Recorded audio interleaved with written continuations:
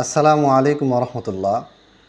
মুয়াবিয়া রাজিয়াল্লাহু তাআলা আনহু সর্বপ্রথম রাজতন্ত্রের সূচনা করেন। আর রাজতন্ত্র এটা হচ্ছে খেলাফতের বিরোধী একটি কাজ। এই অভিযোগটা শিয়ারা তো সবসময় ওনার বিরুদ্ধে নিয়ে আসে। আমাদের মুসলমানদের ভিতরেও একদল আলেম আছেন বা একদল মানুষ আছেন, না জেনে না বুঝে এই কথাটাই বারবার তারা বলতে থাকেন এবং মুয়াবিয়া রাজিয়াল্লাহু তাআলা আনহুর বিরুদ্ধে যতগুলি অভিযোগ আনা হয় তার মধ্যে এটা একটা অন্যতম গুরুত্বপূর্ণ গুরুতর অভিযোগ। আমাদের জামাত ইসলামী প্রতিষ্ঠাতা মাওলানা মওদুদী রাহিমাহুল্লাহ তার যে খেলাফত ও মুলুকিয়াত বইটার ধারাবাহিক যে কয়েকটা জবাব দিয়েছিলাম, তো ওই বইতেও তিনি মুয়াবিয়া রাদিয়াল্লাহু তাআলা আনহুর বিরুদ্ধে যেই অভিযোগগুলি এনেছেন তার মধ্যে একটা অভিযোগ হচ্ছে যে তিনি খেলাফতকে ধ্বংস করে দিয়ে, নাউজুবিল্লাহ আস্তাগফিরুল্লাহ সুম্মা নাউজুবিল্লাহ, তিনি খেলাফতকে ধ্বংস করে দিয়ে তার ছেলেকে ক্ষমতায় বসানোর মাধ্যমে মুসলমানদের ভিতরে রাজতন্ত্রের সূচনা করেন। প্রথম কথা হচ্ছে যে রাজতন্ত্র খেলাফত কখনো পরস্পর বিরোধী কোনো বিষয় না। একজন খলিফা হওয়ার পরে যদি মুসলমানের উপর অত্যাচার করে তাহলে সেটা হারাম, যদিও তার খলিফা হওয়ার পদ্ধতিটা কি বৈধ।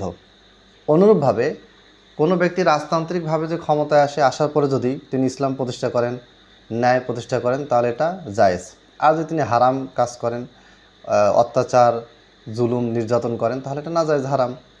এখানে কিভাবে এসেছে সেটা খেলাফত চারজন খলিফা যেভাবে এসেছেন সেইভাবে আসুক, ইসলামের গণ্ডিতে ইসলামের দৃষ্টিতে বৈধ এরকম যে কোনো উপায় অবলম্বন করে যে কেউ ক্ষমতায় যেতে পারে। গণতন্ত্র না, এটা ইসলামে নিষিদ্ধ, হারাম। সেকুলারিজম এগুলি হারাম, এগুলো না। তো রাজতন্ত্র এটা সম্পূর্ণভাবে ইসলামের জায়েজ, বৈধ, এটা হারামের কোনো দলিল নেই। 30 বছর খেলাফত থাকবে, তারপরে মুলুকিয়াত বা রাজতন্ত্র আসবে, এই হাদিসটা আসলে দলিল হিসেবে চলে না। এই হাদিসটা সহি, তবে এটার মর্ম আসলে এটা নয়। এটা নিয়ে আমি আরেকদিন আলোচনা করব। এখন মুয়াবিয়া রাদিয়াল্লাহু তাআলা আনহু রাজতন্ত্র চালু করেছিলেন, এটা বলার পিছনে সবচেয়ে বড় দলিল হচ্ছে আয়েশা রাদিয়াল্লাহু তাআলা আনহার আপন ভাই আব্দুর রহমান বিন আবু বকর রাদিয়াল্লাহু তাআলা আনহুর বড় ছেলে আব্দুর রহমান রাদিয়াল্লাহু তাআলা আনহু, তিনি মুয়াবিয়া রাদিয়াল্লাহু তাআলা আনহুর বিরুদ্ধে দাঁড়িয়ে গেলেন এবং বললেন যে আপনারা কি কায়সারিয়াত ও কিসরিয়াত চালু করছেন? পারস্য রোম সাম্রাজ্য যেভাবে বাবা, তারপরে ছেলে, তারপরে তার ছেলে, তারপরে তার ছেলে, এইভাবে যেভাবে তারা সাম্রাজ্য পরিচালনা করে, আপনিও কি এটা শুরু করতে যাচ্ছেন? এটা বলে তিনি কি করলেন, ওই সমাবেশ থেকে উঠে যান। বাস, এটা হয়ে গেছে একটা দলিল। প্রথম কথা হচ্ছে যে এখানে আব্দুর রহমান বিন আবু বকর তিনি সাহাবী, তার যেটা বুঝতে ভুল হয়েছিল সেটা হচ্ছে তিনি মুয়াবিয়া রাদিয়াল্লাহু তাআলা আনহুর পুরো বক্তব্যটা না শুনেই তিনি আগে মন্তব্য করে রেগে উঠে চলে যান, 1 নম্বর।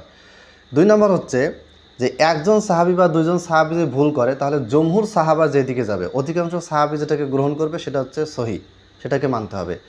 আল্লাহ নবী সাল্লাল্লাহু আলাইহি ওয়াসাল্লাম বলেছেন, মা আনা আলাইহি ওয়া আসহাবি, আমার এবং আমার সাহাবীরা যার উপর প্রতিষ্ঠিত সেটাকে অনুসরণ করতে হবে। সাহাবীগণ, একক সাহাবী না।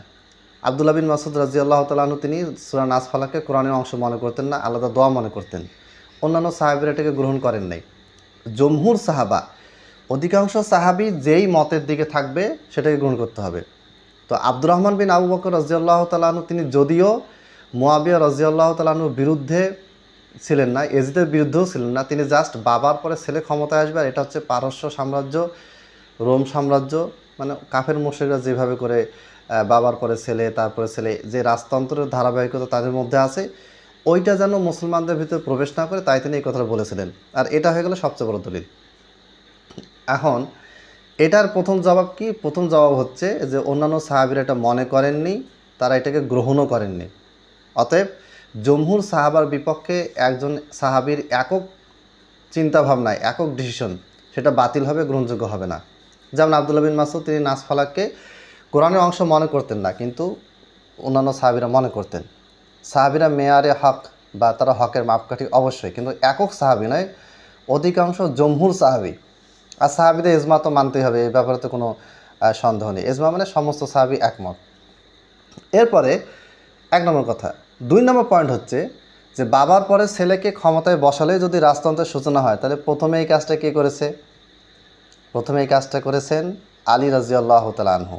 তারপরে তার ছেলেকে তিনি হাসান রাদিয়াল্লাহু তাআলা আনহু ক্ষমতায় আসেন, তিনি ওসিয়ত করে যান। তো তাহলে কি আলী রাদিয়াল্লাহু তাআলা আনহু এখন রাজতন্ত্রের মানে তিনি প্রথম প্রবর্তক মুসলমানদের মধ্যে, এটা বলা যাবে না।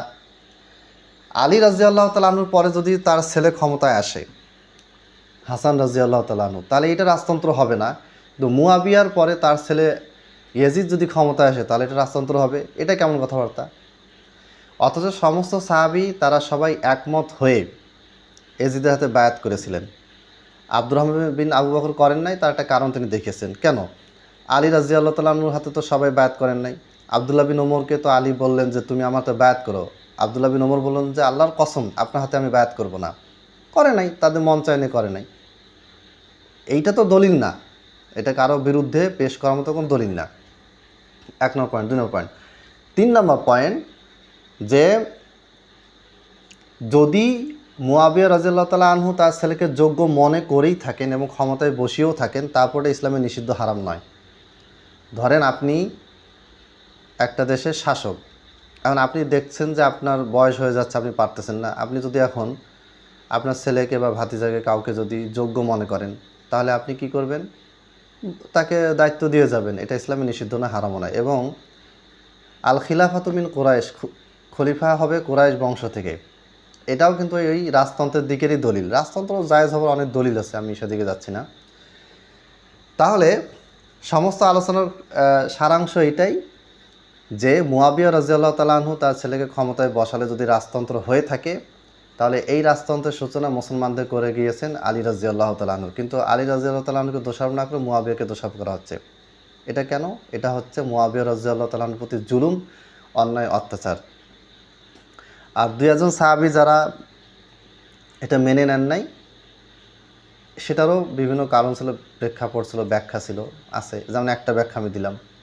তো এটা সমস্ত সাহাবীদের ক্ষেত্রে, অন্যান্য সাহাবীদের ক্ষেত্রেও হয়েছে। অন্যান্য সাহাবীরা আলী রাদিয়াল্লাহু তাআলা আনহুর হাতে বায়াত করে নেয়। তালহা রাদিয়াল্লাহু তাআলা আনহুকে বাধ্য করা হয়েছিল, জোর করে তলোয়ার ঠেকিয়ে তাকে বায়াতে বাধ্য করা হয়েছিল এবং তিনি বায়াত করেছেন। তারিখে তাবারিতেরও একটা আছে, সহিহ সনদে আছে। তো এগুলা তখনকার প্রেক্ষাপট কী ছিল এটা আমরা জানি না, তারাও কোনো ব্যাখ্যা দেন নাই। এজন্য এটা নিয়ে আমাদের নিজের তরফ থেকে ব্যাখ্যা বিশ্লেষণ করে গবেষণা করে কোনো মতামত দেওয়া যাবে না। সাহাবীরা, সমস্ত সাহাবী, 2জন সাহাবী বাদে, আব্দুর রহমান বিন আবু বকর এবং হোসেন রাদিয়াল্লাহু তাআলা আনহু। হোসেন রাদিয়াল্লাহু তাআলা আনহু তো শেষে তিনি আমিরুল মুমিনিন বলে ইয়াজিদকে মেনে নিয়েছিলেন এবং তার কাছে যেতে চেয়েছিলেন, কিন্তু তাকে আর সেটা করতে দেওয়া হয়নি। তো এই যে বিষয়গুলা, এই বিষয়গুলো যদি আমরা সব খেয়াল করি, লক্ষ্য করি, তাহলে বোঝা যাবে যে মুয়াবিয়া রাদিয়াল্লাহু তাআলা আনহু তিনি রাজতন্ত্রের উদ্ভাবক নন। মুসলমানদের ভিতরে তিনি প্রথম রাজতন্ত্রের প্রচলন করেছেন, এটা সম্পূর্ণ ভুল। 2 নাম্বার, যদি তিনি রাজতন্ত্র চালু করেও থাকেন তারপর এটা ইসলামে নিষিদ্ধ, হারাম নয়। আপনি আমাকে একটা দলিল দেন যার দ্বারা রাজতন্ত্র হারাম প্রমাণ হয়। আপনি বলবেন যে 30 বছর পরে রাজতন্ত্র আসবে। 30 বছর পর রাজতন্ত্র আসবে, এটাকে আরেকটা হাদিসে বলা হয়েছে যে মানে চারজন খলিফা 30 বছর যে সময়টা থাকবে এটা হবে নববী খেলাফত। এরপরে খেলাফতে নববী বা সুন্নতের ধারাটা আস্তে আস্তে কমে যাবে। এটা খলিফা কমিয়ে দেবেন তা না, পরবর্তীতে মানুষেরাই আস্তে আস্তে এই জিনিসগুলি মানবে না, কমে যাবে, তাকওয়া কমে যাবে, পরাজিত কমে যাবে।